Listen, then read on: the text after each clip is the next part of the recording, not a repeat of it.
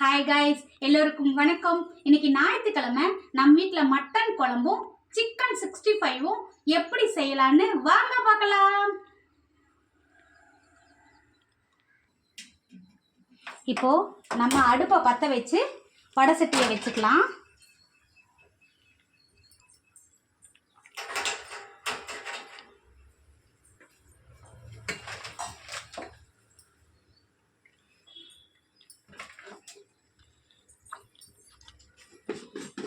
தேவையான அளவு எண்ணெய் ஊற்றுறேன்.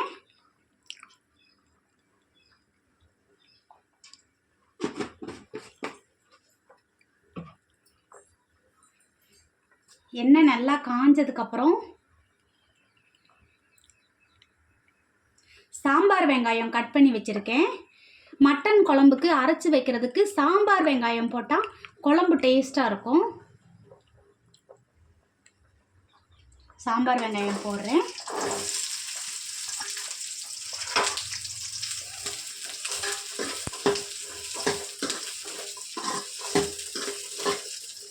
இந்த சாம்பார் வெங்காயத்து கூடவே பூண்டு தேவைக்களவா அரிஞ்சு வச்சிருக்கேன். அந்த பூண்டை போடுறேன்.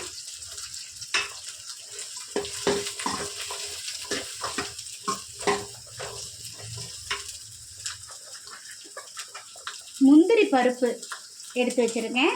முந்திரி பருப்பு போட்டோம்னா குழம்பு நல்லா டேஸ்ட்டாக இருக்கும். கொஞ்சமாக நம்மளுக்கு தேவைக்கேற்ற மாதிரி போட்டுக்கிறேன்.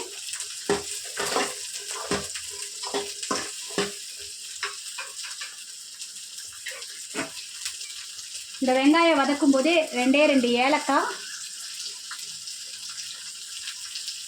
கிராம்பு, பட்டை, சோம்பு, கசகசம், சீரகம் எல்லாம் கொஞ்சம் கொஞ்சமாக போட்டு வதக்கிக்கலாம்.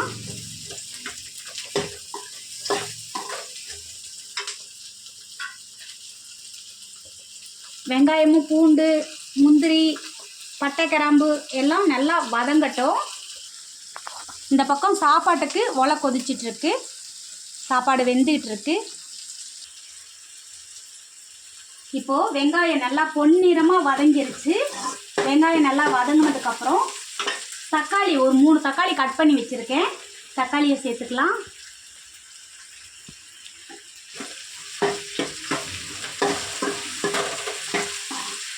தக்காளி நல்லா வதங்கட்டும்.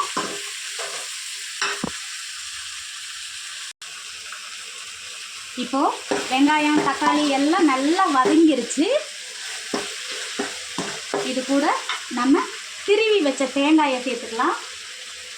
தேங்காய் நம்மளுக்கு எவ்வளோ தேவையோ அவ்வளோ சேர்த்துக்கலாம்.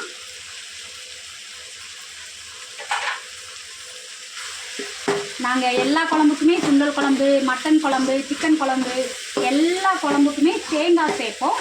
தேங்காய் சேர்த்தா கொஞ்சம் டேஸ்ட்டு நல்லாயிருக்கும். அதனால்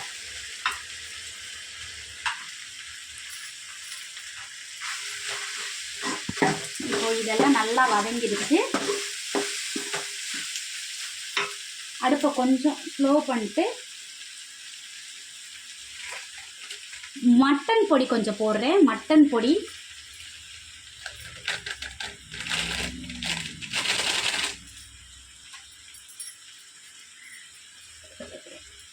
வீட்டில் அரைச்ச மசால் பொடி கொஞ்சம் போடுறேன். ஒரு 2 ஸ்பூன் போடுறேன். அப்போ தான் கொஞ்சம் குழம்பு நம்மளுக்கு சேர்த்து கிடைக்கும்.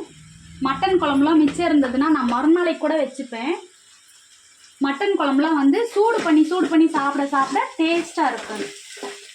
இந்த மசால் பொடி போடுற ஸ்டேஜுக்கு நம்ம அடுப்பை ஸ்லோ பண்ணிக்கணும். இல்லைன்னா கீழே அடி பிடிச்சிடும். நல்லா வதங்கிடுச்சு. எல்லா பொருளும் நம்ம சேர்த்த பொருள் எல்லாமே நல்லா வதங்கிடுச்சு. இப்போ நம்ம அடுப்பை ஆஃப் பண்ணிட்டு இதை நல்லா ஆற வச்சு அரைச்சி எடுத்துக்கலாம். இப்போது நம்ம வதக்கி வச்ச மசாலாலாம் ஆறட்டும். ஆறினதுக்கப்புறம் தான் மிக்சியில் போட்டு அடிக்கணும்.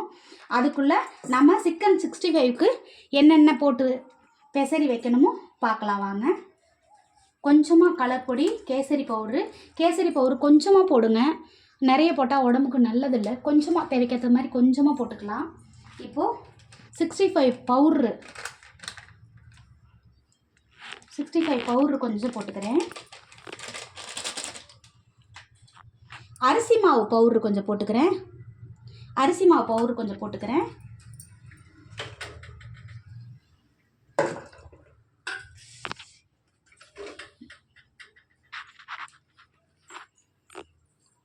லெமன் கொஞ்சம் பிழிஞ்சு விட்டுக்கிறேன்.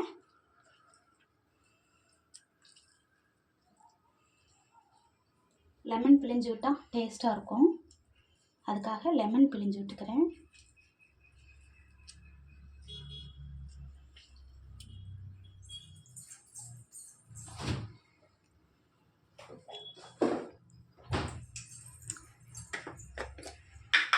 கொஞ்சமாக இஞ்சி பூண்டு பேஸ்ட்டு போட்டுக்கிறேன். இஞ்சி பூண்டு பேஸ்ட்டு 1 ஸ்பூனு. கார்ன்ஃப்ளவர் மாவு போட்டுக்கிறேன். கார்ன்ஃப்ளவர் மாவு கொஞ்சமாக தேவைக்கேற்றது மாதிரி போட்டுக்கிறேன். தயிர் கொஞ்சமாக ஊற்றிக்கிறேன்.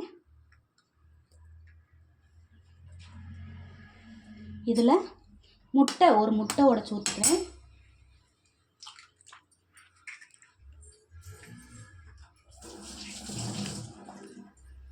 எல்லாம் கொஞ்சம் கொஞ்சம் போட்டதுக்கப்புறம் உப்பு, சால்ட் உப்பு கொஞ்சமாக தேவைக்கேற்றது மாதிரி போட்டுக்கிறேன்.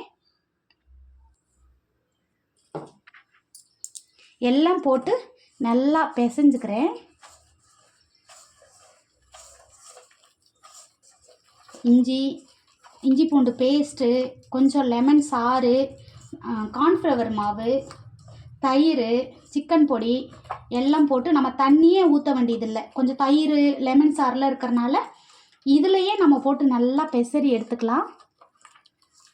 பெசரி எடுத்துட்டு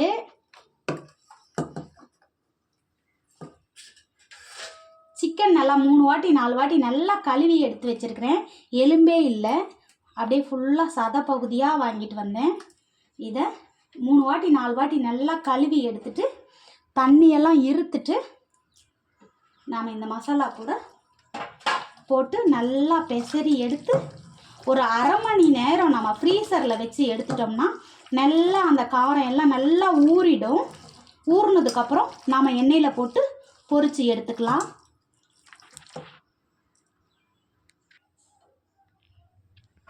இந்த கேப்பில் நம்ம கறியை வேக விட்டுக்கலாம். கறி ஒரு 3-4 விசில் விட்டு எடுத்துட்டோம்னா நல்லா பஞ்சு போல் வெந்துடும். தேவைக்கேற்றது மாதிரி எண்ணெய் ஊற்றிக்கலாம். எண்ணெய் ஊற்றிக்கிட்டேன். எண்ணெய் காயட்டும். எண்ணெய் காஞ்சதுக்கப்புறம்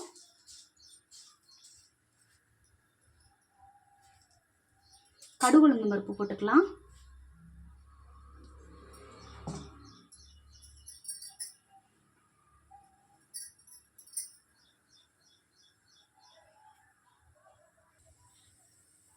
இப்போ கடுகு பருப்பு நல்லா பொரிஞ்சு வந்துடுச்சு. இப்போ ஒரு 2 பச்சை மிளகாய் போடுறேன். பச்சை மிளகாய் சும்மா அந்த ஃப்ளேவருக்காக ஒரு 2 போடுறேன். கருவேப்பிலை போடுறேன். கொஞ்சமாக சீரகம் போடுறேன். போட்டு நல்லா வதக்கி விடுறேன்.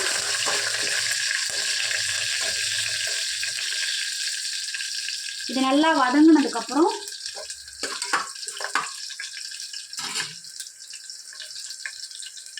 சாம்பார் வெங்காயம் சும்மா ஒரு கைப்பிடி அளவு கொஞ்சமாக போடுறேன். போட்டு இது எல்லாமே நல்லா வதங்கினதுக்கப்புறம்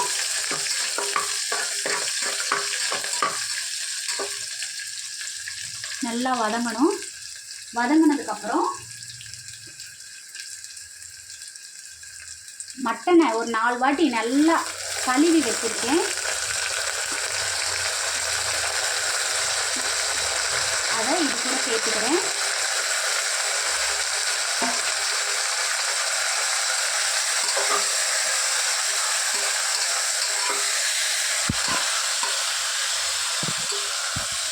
சேர்த்துட்டு மட்டன் குழம்புக்கு நம்ம ஊரில் நம்ம பேசல என்னம்மா சொல்லுவோம்? மேக்கை பாண்டாளியான்னு சொல்லுவோம். மேக்கை பாண்டாளியவா?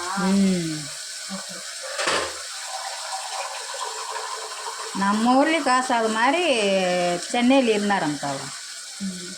நம்ம ஊரில் என் காசுலேருந்து சென்னை டேஸ்ட்டாங்கிறாது. ಇವ್ರು ನೀರು ಹಂಗೆ ಅಲ್ಲಿ ಏನಂದ್ರೆ ಮೇಕೆಲ್ಲನೂ ಹುಲ್ಲುನತ್ತ ತುಂಬುದು ಹುಲ್ಲು ಮೂಲಿಗೆ ಎಲೆ ಎಲ್ಲ ತುಂಬ ಎಲ್ಲ ತಿನ್ನೋದನಾல ಬಾಂಡು ಟೇಸ್ಟ್ ಆಗಿರೋದು. ಇಲ್ಲಿ ಬಂದು ಅಪ್ಪಂಗೆಲ್ಲ ಮೂಲಿಗೆ ಕೊಳೆ ಎಲ್ಲ ದೊಡ್ಡ ಮನೇಲಿ ಆತರ ಬೇರೆ ಆತರ ನಾಸ ಅರಗುತ್ತಾರ ಅಕ್ಕಿನ ಅದನ್ನ ಕಿತ್ತದು டேஸ்ட் இருந்தா பாண்டு. சரி, ಈಗ இந்த கறி மூழ்கிற அளவுக்கு தண்ணி ஊற்றிக்கலாம். தண்ணி ஊற்றிக்கிட்டு இதுக்கு தேவையான அளவு உப்பு கொஞ்சமாக போடணும், கொஞ்சமாக போட்டுக்கலாம். இதுக்கு தேவையான அளவுக்கு மட்டும் போட்டு இப்போ நல்லா இதை மூடி வச்சுட்டு நான் ஒரு 4-5 விசிலுக்கு மேலேயே விடுவேன். விசில் அதிகமாக விடுற அளவுக்கு நல்லா வெந்துடும். அப்போ நல்லா சாஃப்டாக இருக்கும் சாப்பிட்றதுக்கு.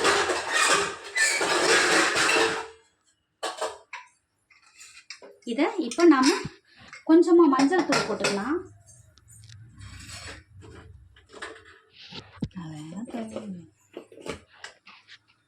கொஞ்சமாக மஞ்சத்தூள் போட்டுக்கலாம். அப்போ வந்து அந்த கவுச்சி ஸ்மெல் வருதுன்னு சொல்லுவாங்கள்ல, அது வராமல் இருக்கும். இப்போ நம்ம மூடி வச்சுட்டு ஒரு 5 விசில் வர வரைக்கும் நாம் வெயிட் பண்ணலாம்.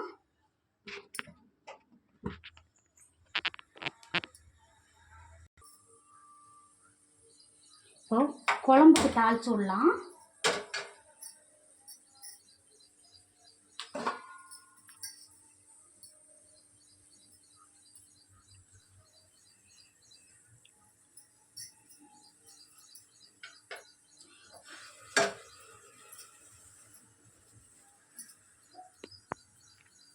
தேவையான அளவுக்கு எண்ணெய் ஊற்றிக்கிறேன். எண்ணெய் காஞ்சதுக்கப்புறம் கடுகு பருப்பு போட்டுக்கலாம்.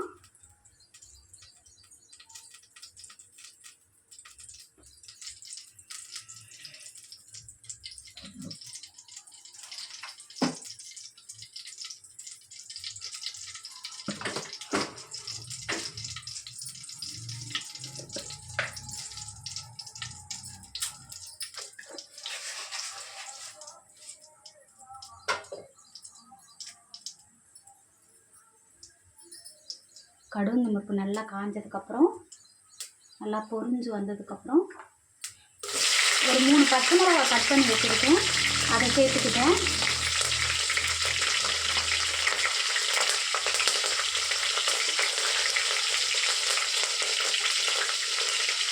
சாம்பார் வெங்காயம் கொஞ்சம் கட் பண்ணி வச்சுருந்தேன், அதையும் சேர்த்துக்கிறேன்.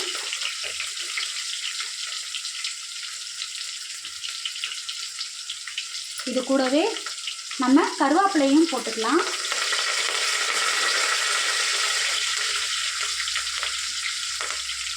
கருவேப்பிலையும் போட்டு நல்லா வதக்கலாம்.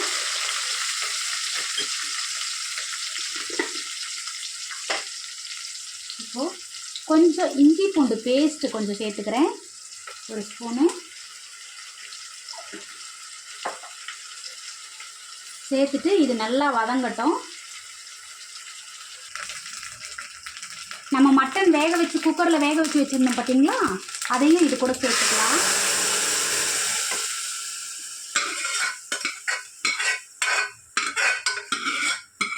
நல்லா 5 விசில் விட்டு எடுத்துருக்கேன். நல்லாயிருக்கும், அப்போ தான் பஞ்சு போல் நல்லா வெந்திருக்கும். 5 விசில் 6 விசில் கூட விடலாம், அப்போ தான் நல்லா வேகும். இப்போது இது நல்லா கொதிச்சு வரும்போதே நம்ம மசாலாலாம் வதக்கி அரைச்சி வச்சுருக்கோம் பார்த்தீங்களா, அதையும் இது கூட சேர்த்துக்கலாம்.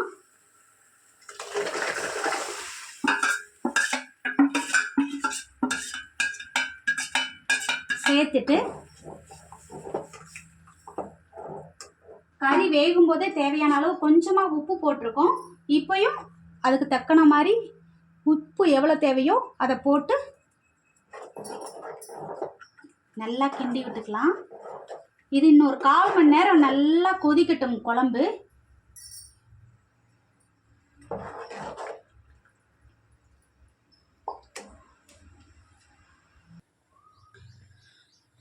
குழம்பு காயுது. நம்ம அந்த கேப்பில் 65க்கு அடுப்பு பற்ற வச்சு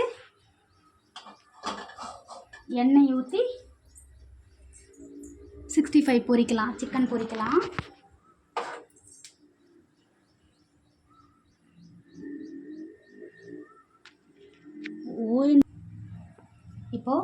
65க்கு எண்ணெய் ஊற்றலாம்.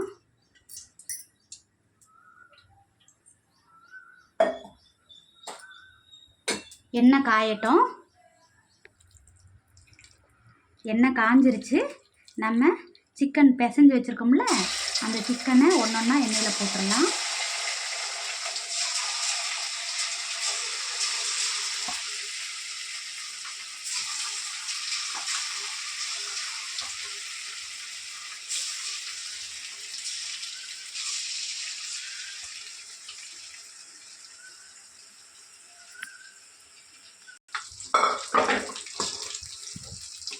சிக்கன் இப்போ நல்லா வெந்துக்கிட்டு இருக்கு.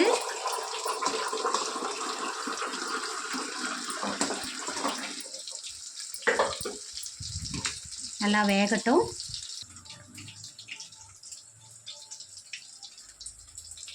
இப்போது நல்லா சிக்கன் வெந்துருச்சு, எடுக்கிற பாத்துக்கு வந்துருச்சு.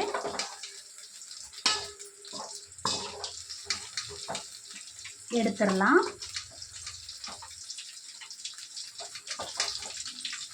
இதே போல் நீங்கள் மட்டன் குழம்பும் சிக்கன் 65ம் செஞ்சு பாருங்கள், நல்லா டேஸ்ட்டாக இருக்கும்.